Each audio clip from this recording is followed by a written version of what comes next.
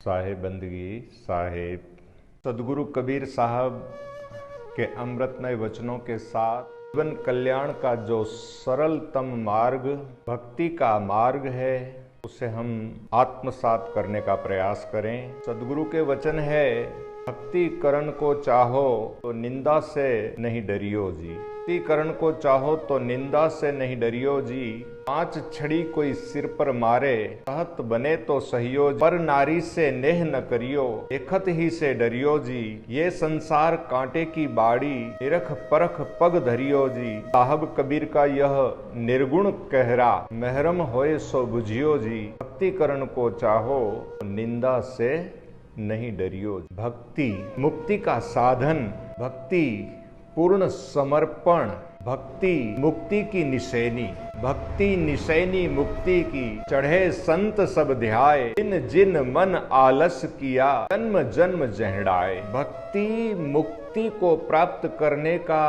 अन्यतम साधन है। भक्ति पूर्ण समर्पण का नाम है। भक्ति अहम का शून्य हो जाना है। भक्ति साहब की याद से और प्रेम से भर जाना है। ऐसी भक्ति अगर हम करना चाहते हैं, सदगुरु कबीर साहब के साथ, धनी धर्मदास साहब के साथ चलते हुए अगर हम भक्ति करना चाहते हैं तो सदगुरु का संदेश है, निंदा से नहीं डरना। निंदा होगी तुम्हें विचलित करने के लिए, अनेक दूसरी बातों में तुम्हारा ध्यान लगाने के लिए, लेकिन तुम्हें विचलित नहीं होना है। भक्ति करण को चाहो तो निंदा से मत डरियो जी, नहीं डरना है। कोई कितनी ही निंदा करे, कोई कितनी ही चुगली करे, कोई कितना ही ध्यान भटकाए, हमें पूर्ण रूप से एकाग्र होना है।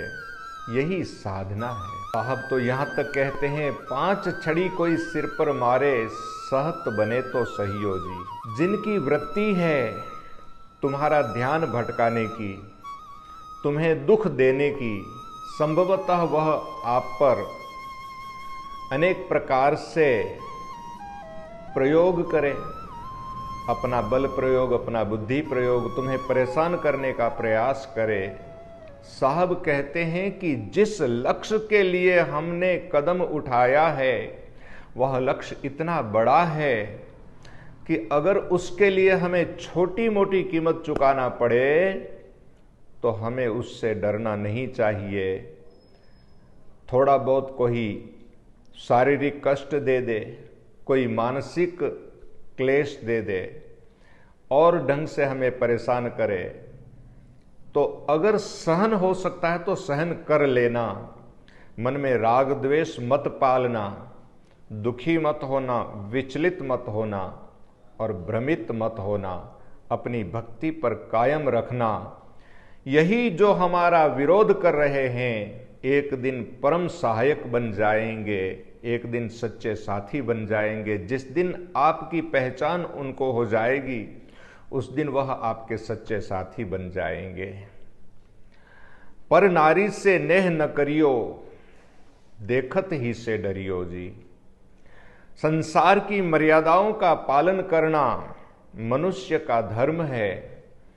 मनुष्य सामाजिक प्राणी, समाज के अंदर रहने वाला, अगर समाज के नियमों का उल्लंघन होता है तो इस समाज में गलत संदेश जाता है। और भक्ति के मार्ग में तो जो बाधाएं हैं उनसे हमें बचना ही चाहिए। इसीलिए कहते हैं, पर नारी से नेह न करियो, देखत ही से डरियो जी। और साहब कहते हैं, ये संसार कांटे की बाड़ी, निरख परख पग धरियो जी। इस संसार को विघ्न बाधाओं का संसार कहा है।